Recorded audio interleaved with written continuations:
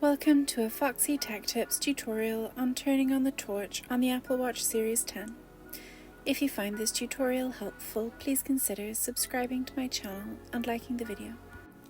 The torch feature on the watch can be super handy when going to the bathroom at night, or seeing into a dark cupboard. It is not extremely powerful, but it works well in full darkness. Press the side button to open the control panel. Then tap the torch icon to turn on the torch. The torch will turn on, then get to full brightness after a few seconds. You can rotate the digital crown to increase or decrease the brightness of the torch.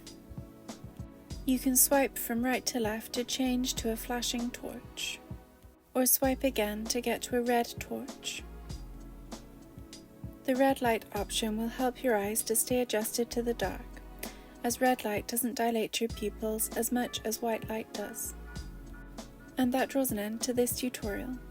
Please like the video if you found it helpful and subscribe to Foxy Tech Tips for more Apple Watch tips and tricks.